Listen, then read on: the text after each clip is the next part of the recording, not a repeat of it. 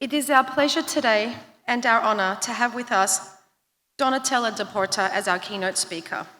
She is Professor of Political Sciences, founding Dean of the Faculty of Political and Social Sciences, and Director of the PhD programs in Political Science and Sociology at the Scuola Normale Superiore in Florence, where she also leads the Centre on Social Movement Studies, which is COSMOS as an acronym, which I think is cool. Her research focuses on social movements, political violence, terrorism, corruption, the police, and protest policing.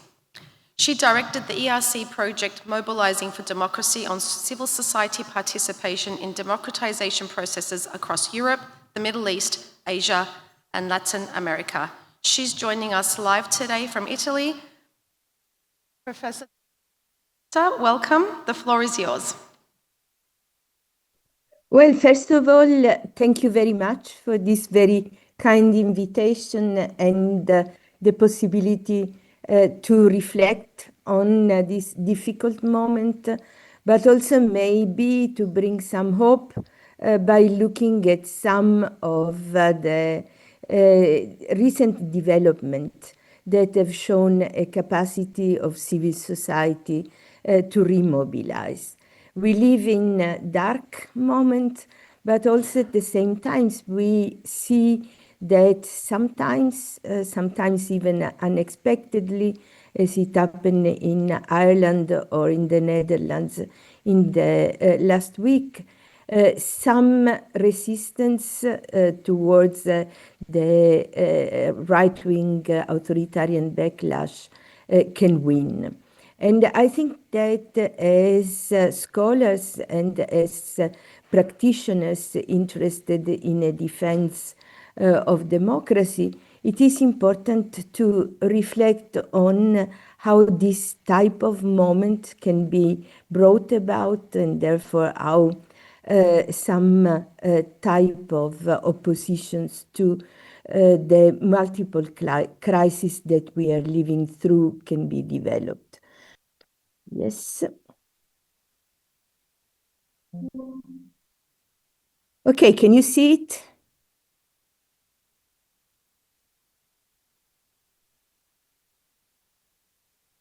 Can you see the PowerPoint? Yes, Professor, we can see. Thank you. Perfect. Thank you very much. So, solidarity in the crisis. We live in a moment in which several different types of crises are converging. We have a generation, so-called Generation Z, that is mobilizing all over the world, having grown up through the health crisis, through the climate change crisis, through times in which militarization is again taking central power, in times that have been defined also times of genocide. And now a main issue is how to build solidarities within these hard times that sometimes are supposed to produce reactions in terms of individualism or in terms of the dominance of scapegoating, and as you have discussed yesterday also of the development of fake news, conspiracy theories, and so on. One of the issues that you have discussed yesterday is the commons. And commons have been also a central topic for social movement studies, in which reflections has gone towards how commons can be constructed, commons that are at the same time defining central goods and values to be defended, but also a form of participations by the people. And we have seen that this type of social practices and which are oriented to reclaim this common good have been developed both through interventions on the side of the productions and reproductions of societies, and on the sides of the type of consumptions. This is part of the civic society, and this is, together with advocacy, one of the main forms of mobilizations. What we have seen in the crisis is that the civil society has been also pushed towards building alliances, often with social movements that are resisting all the crises which I mentioned, that have mobilized in solidarity already at the time of the big austerity crisis in more than 10 years ago. And they have been able to construct some type of resistance that I want to address today. So they have built networks that are not only networks of good meaning individuals and organizations helping those in needs, but are often networks in which the affected people have mobilized for their rights.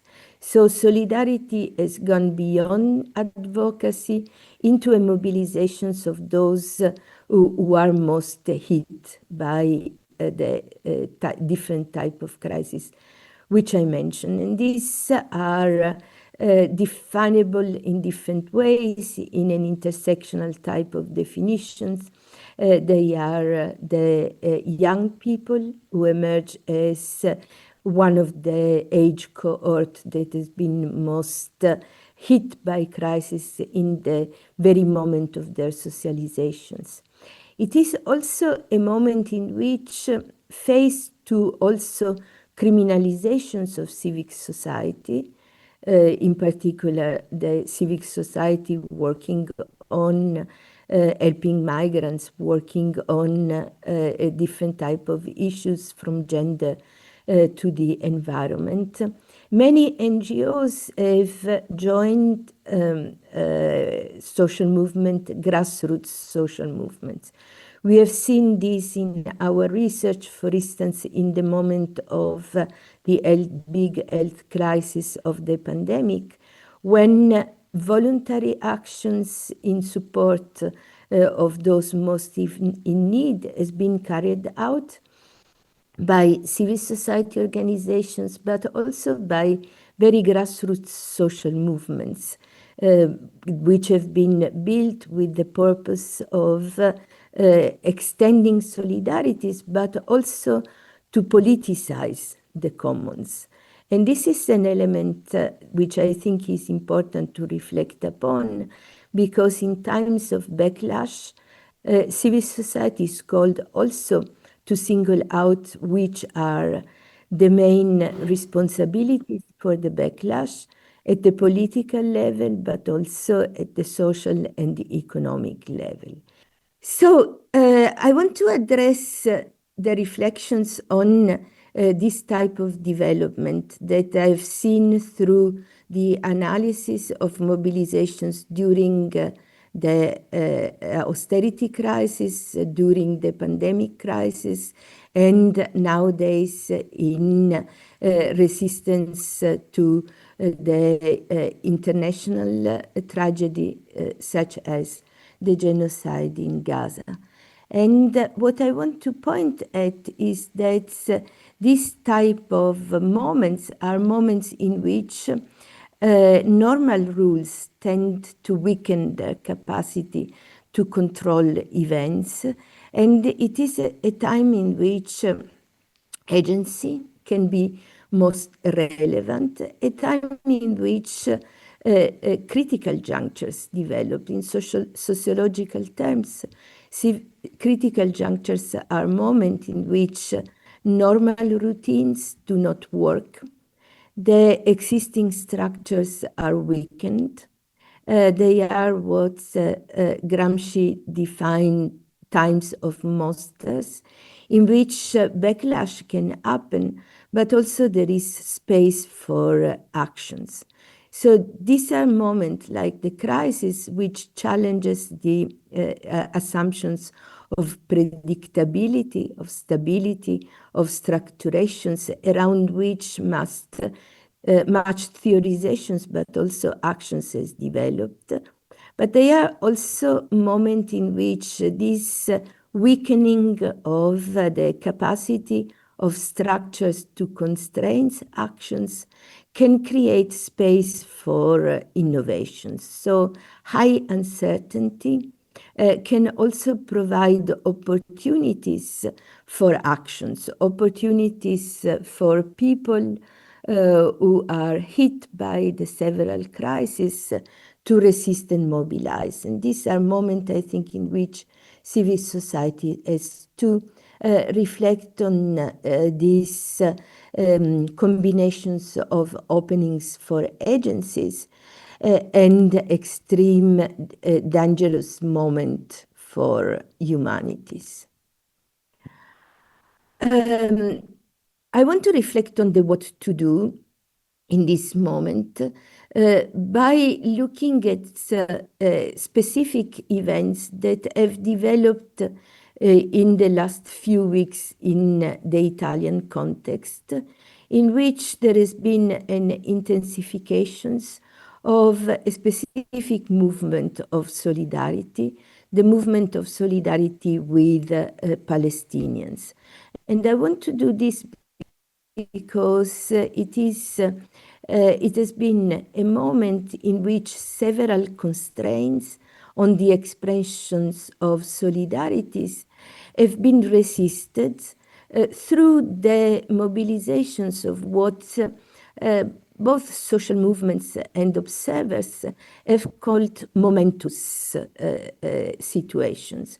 Situations in which people are empowered, people are mobilized, and the more silent type of dissatisfactions with the socio-economic type of discriminations, but also with the lack of freedom, is actively opposed in the street.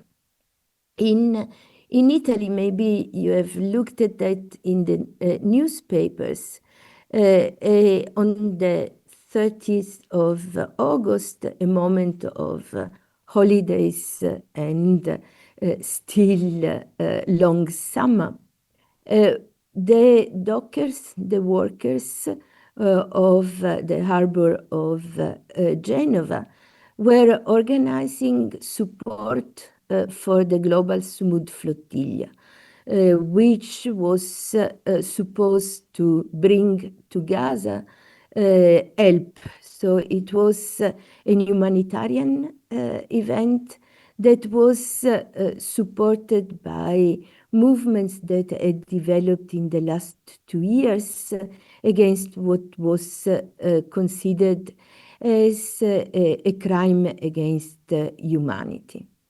The dockers have been at the core of the mobilizations against war, also in the past, in Italy, but also in Greece, in Spain, in France, in other countries, in Cyprus as well.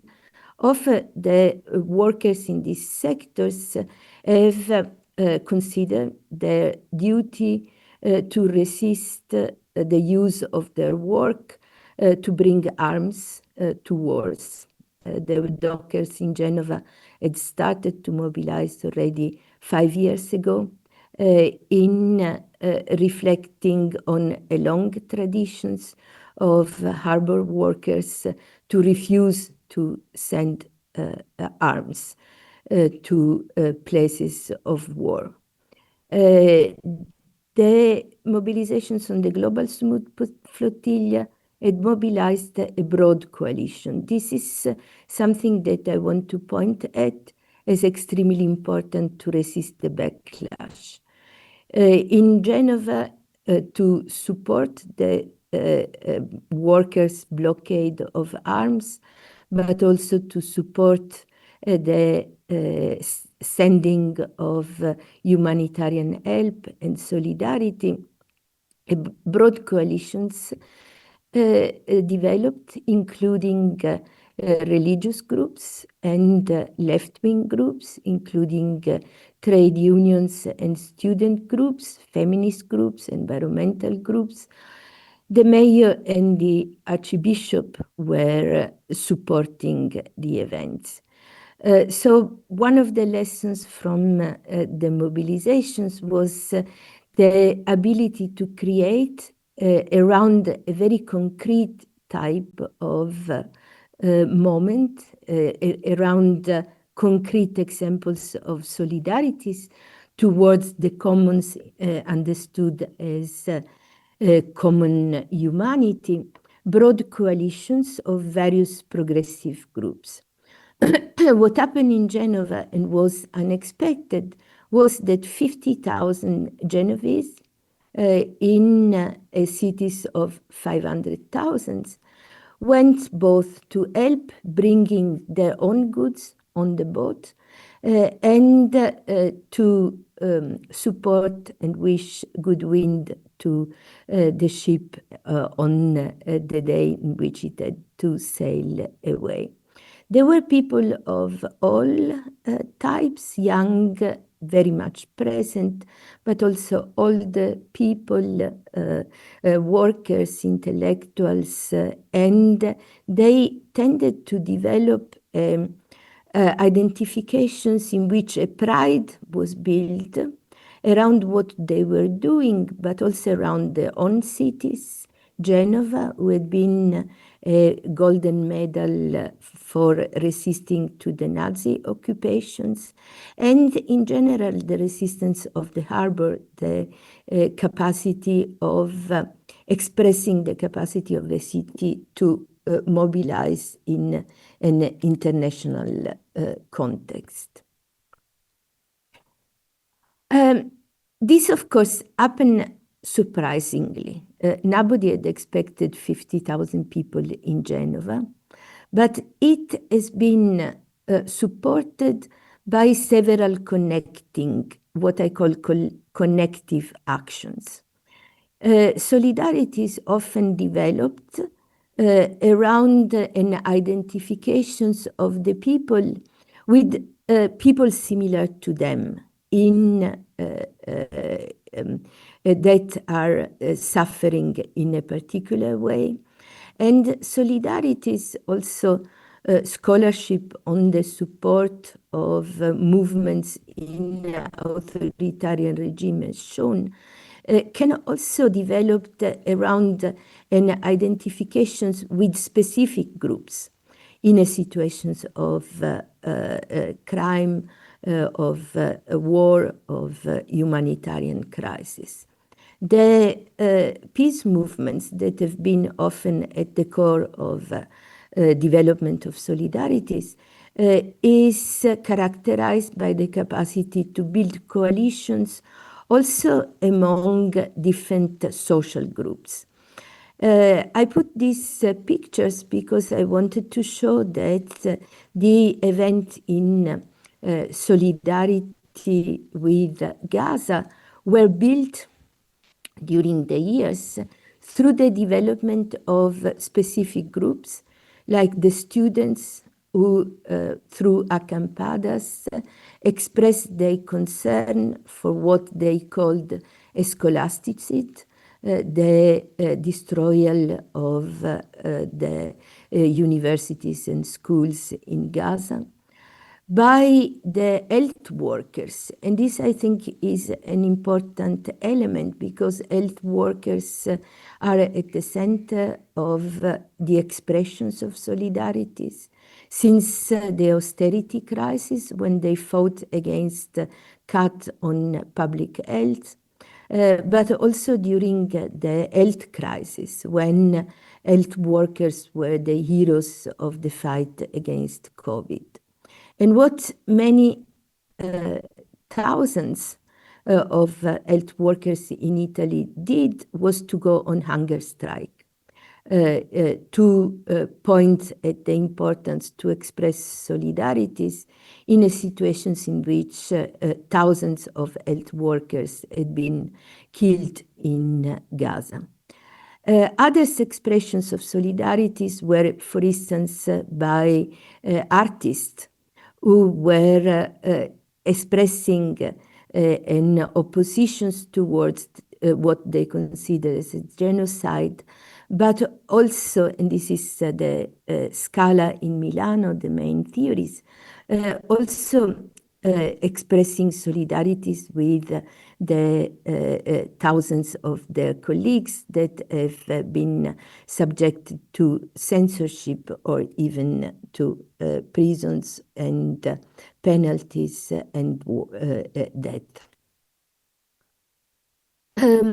Other element which I think is important from the point of view of the reflections of what civic society can do is the importance of empowering the civic society itself, the societies, the people, the normal people, by not only protesting in the street, but also calling for type of actions that can bring about, that can point at the capacity of all the people, not only the politicized one, not only those who join large or smaller civic society organizations, but all of them, to express solidarity also in the places of their everyday life, in their work, in their playing.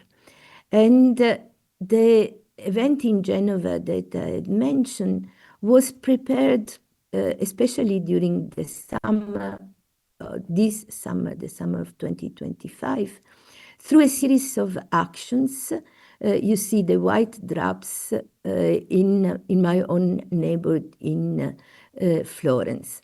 Drops that were meant to express solidarity with those who were dying in Gaza. And the use of these drops, as in the past the use of the peace flag, was something that everyone could do to express its own feeling of support for those who needed support. And they could also be combined with the exposition, with the presentations, with the flying of flags or slogans and so on. The type of boycott of sport events in which Israeli teams were participating was also a way to expand the reflections on the need and the possibility to support the struggle for solidarities to sporting activities, to young people who were supporting their teams, but also conceiving sport as something that was not just competition, but was also a respect for fair play. So you don't play with the genocide was the slogan under which any type of events in Italy, but also in Spain, for instance, at the Vuelta, was expressed the opposition to what was considered as a big injustice.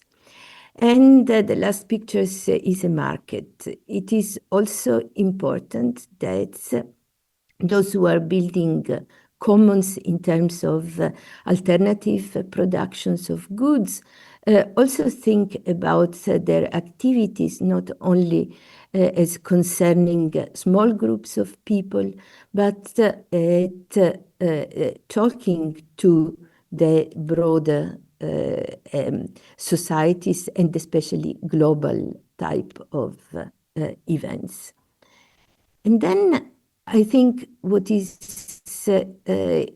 important to reflect upon about these actions of contrasting the backlash that often emerge as against all odds is the importance of connecting this type of activities at an international and global level, not only through a big type and of global civil society organizations, but also through the importance of symbolic events in which different people are involved.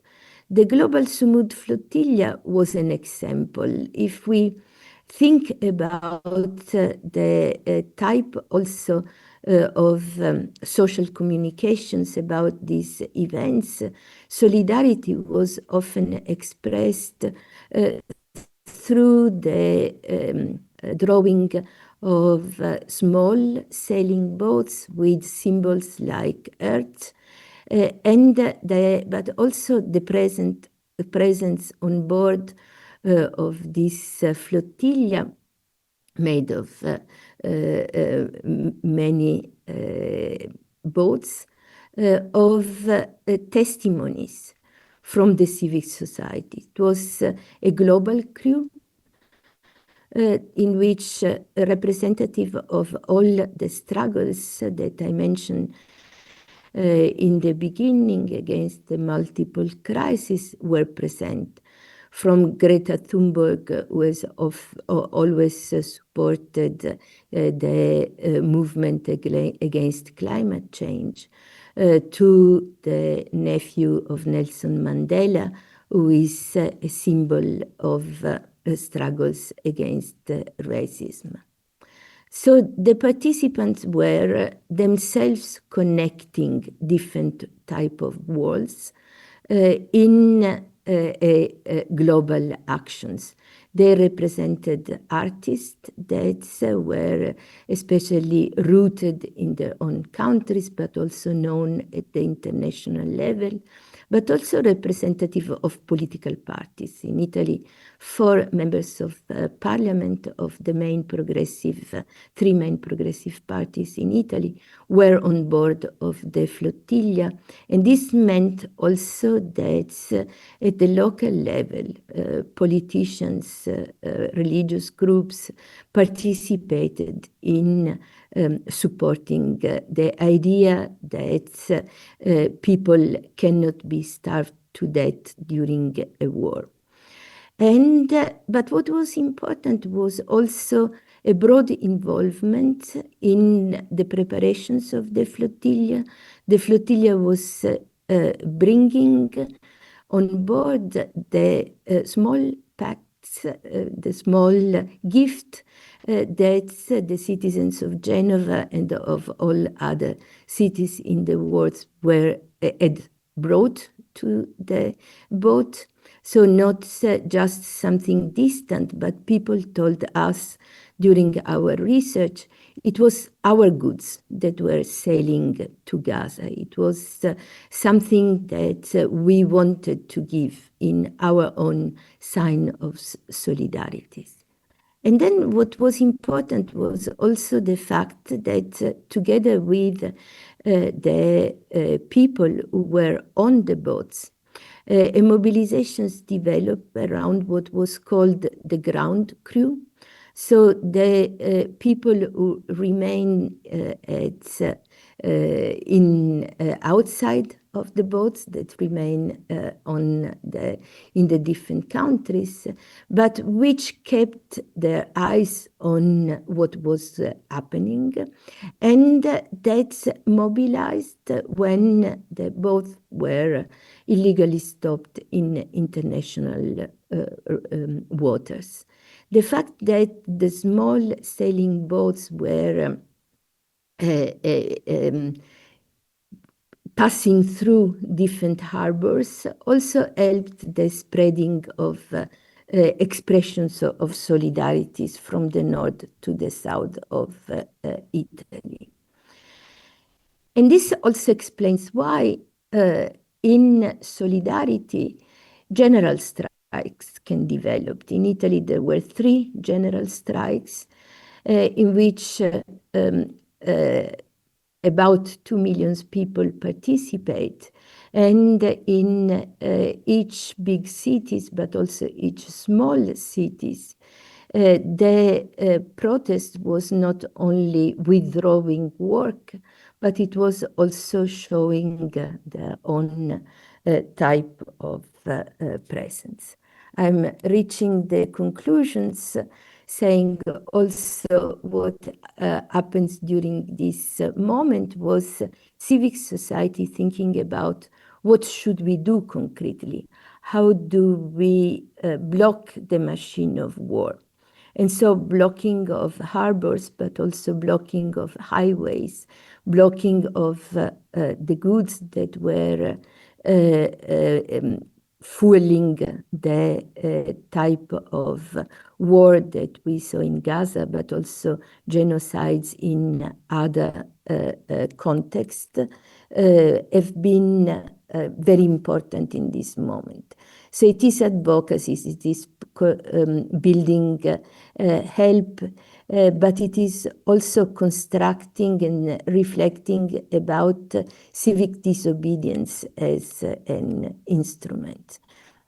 And this brought about the development of a type of concern that was not just a commiseration or charity towards people away, but it was the perceptions that we as the humanities were involved in what was happening.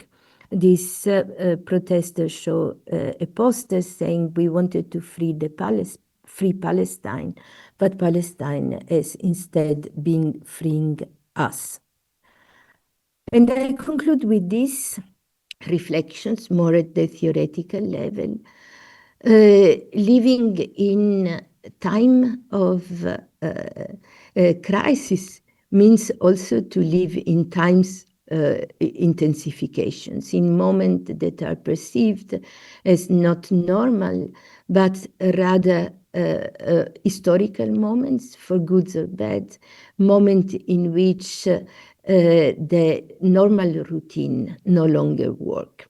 And it is in this moment that relational, cognitive, and affective mechanisms can be developed by civic society, social movement, progressive parties, in order to pursue two types of functions.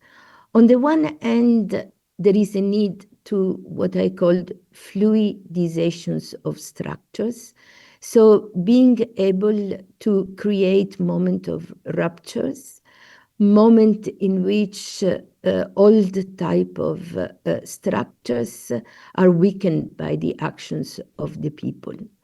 In which in a situations of uncertainty, the search for clue in an abnormal time are accompanied by reflections on who is responsible for situations of crisis. And through a sort of participatory also reflections with the participations of the different group in Note. And fluidifications of structures is also a moment in which, from the affective point of view, the emergence of surprise is accompanied. On the other hand, by all those mechanisms that can densify relations, that can produce coalitions. And here, empowerment is an important affective mechanism that I tried to describe before. At the cognitive level, the expansions of the idea of possibilities. If the elections were won in Ireland by an outsider that represented all the progressive type of struggles supported by civic societies, this was also thanks to the cognitive processes in which the perception developed that in moment of crisis, you have also to dare in order to think about the alternative. And finally, at the relational level, it is the emergence of new network that is important to create in this momentous moment. I would stop here and thank you for your attention. Thank you. Thank you so much, Professor Donatella della Porta. We're very happy to have you here today, and we really thank you for your wonderful presentation. So now we will take some questions from the floor. Anybody has any questions, please raise your hand. Yes, we have one at the back. We have a microphone. Thank you for your amazing lecture, if I may call it a lecture. I have a question about the solidarity movements. How can we make the solidarity movements more inclusive? Per se, right now, if you look at any solidarity movements, unfortunately, the imperialist media narrative had limited it to Palestine. Me, as a Palestinian, I'm glad for that. However, you either see the narrative limited to the borders of the Oslo records, not the historical Palestine, and ignoring the colonial heritage of the situation that we're living at right now. And also, how can we make it inclusive more for other countries who are suffering, but somehow the imperialist media narrative is ignoring it, like in Sudan, in Congo, the forced labor that is being forced on pregnant women, poor people, underwaged. So how can we make it more inclusive? Because right now, up to now, nobody is talking as much as we're talking to for Palestine as when it comes to Sudan. Actually, just recently, maybe a week ago, the media started talking about it, and I noticed maybe it has something to do with profit, because right now there is quote, quote, ceasefire, even though that there is still bombing. However, right now there is no context to talk about in the media. So right now they started talking about Sudan. So how can we adjust the solidarity movement to make it more conclusive? Thank you so much. Thank you very much. No, it is a very important question. Also, the Sudan and Congo examples are very present also in the movement. But it is true that in general, for civic societies as for social movements, there are some particular type of conflicts that acquire a most symbolic values. And in this moment, there are especially two wars that are considered as more central in reflections, the Ukraine and Gaza, and genocides ongoing in Gaza, in Sudan, that, however, have different attentions. One scholar of international relations once wrote a book, a very interesting one, on the marketing of rebellions, looking at the ways in which also civic society organizations, NGOs, and so on, choose the type of struggles they want to invest in, also on the basis of reflections on noticiabilities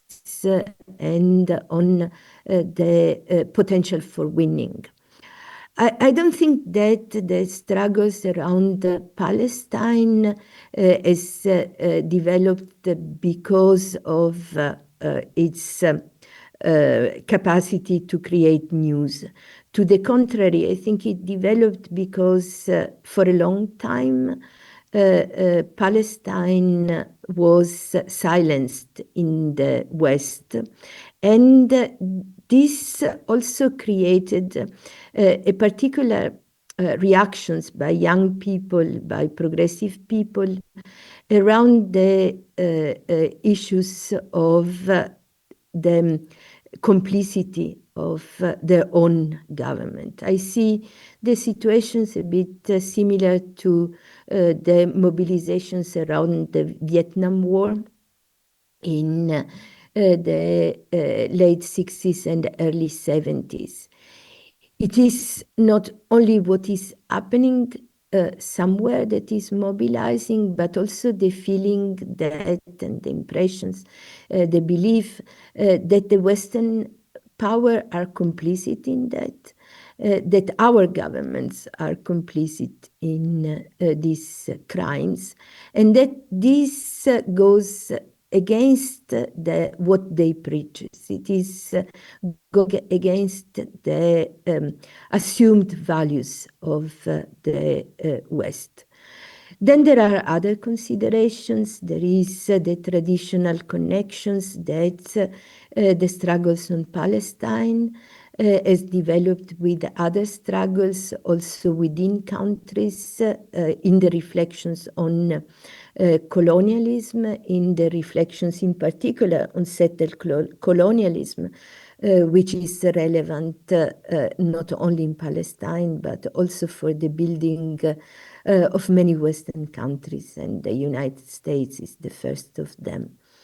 And the colonial power in which European countries have been part and parcels.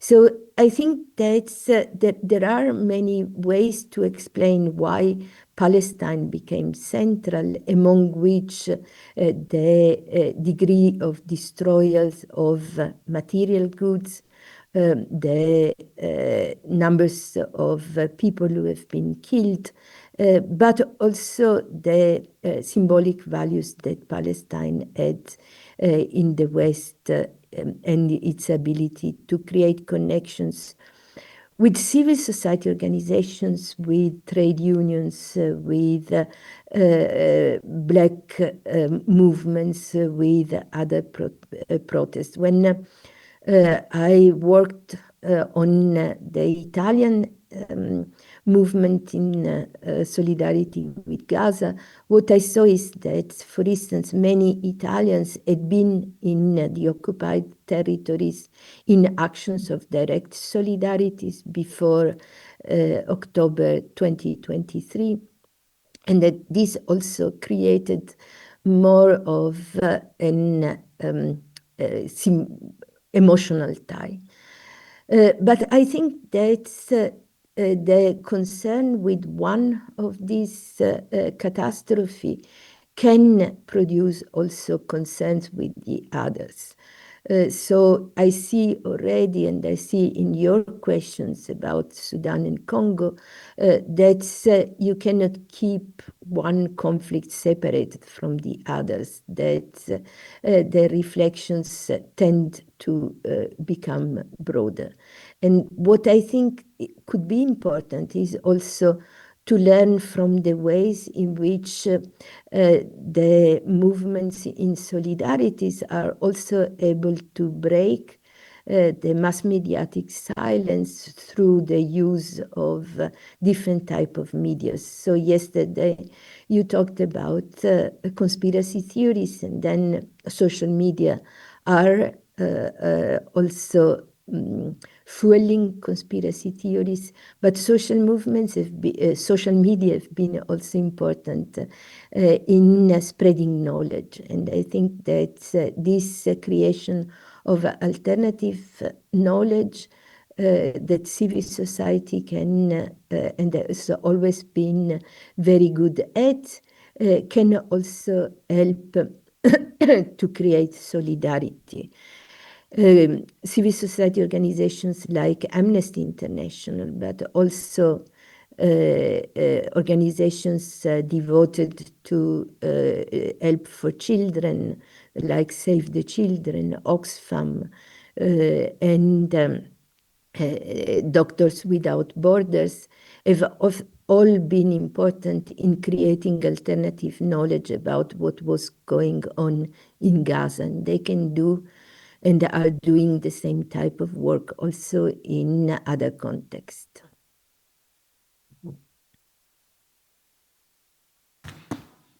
Okay, thank you for your answer, Professor. I think we have time to take one more question, please. And if we could keep it as short as possible, please, Francesco. Yeah, okay. If you can stand up too, please, for our... Thank you. Donatella, you point out the importance of solidarity in the civil society movement, but in particular respect to the flotilla. Can we say that flotilla helped to achieve some concrete steps within the peace or the, I don't know if we can call it truce, what is happening in Palestine? Because in Italy and also in Europe, we have seen that the general narrative presented the flotilla as a nice example of solidarity, but a weak example of achievement, if the achievement was to create a corridor and bring aid to the Palestinian people.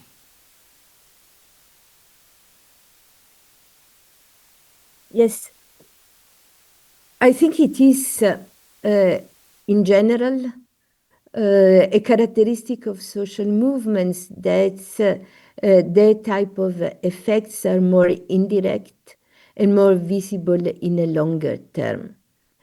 So the flotilla was stopped, the people were, the activists were arrested. The type of help did not reach Gaza.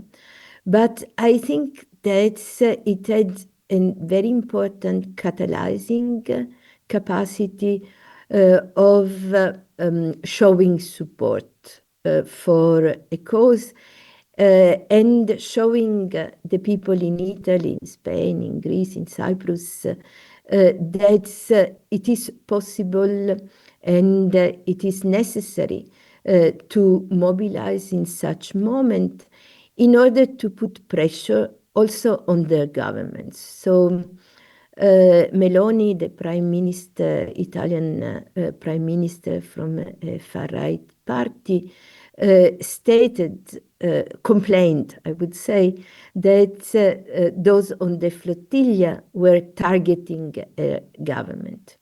Of course they were. I mean, I think that in this mobilization, what is a triggering point is also that we are responsible as citizens of countries that send and are sending arms and other technologies for war to Israel, that we have to signal the governments that they have to change course. And I think that this had already some direct type of effects in terms of, for instance, convincing main trade unions like the CGL to organize a general strike that was called on the basis of the rights of trade unions to mobilize against the attack on the constitutional values. So this was also important. It was not the general strikes for only specific reactions to the stopping of the global Sumud flotilla. It was something that was framed and people took as their own responsibility to defend the values of the constitutions.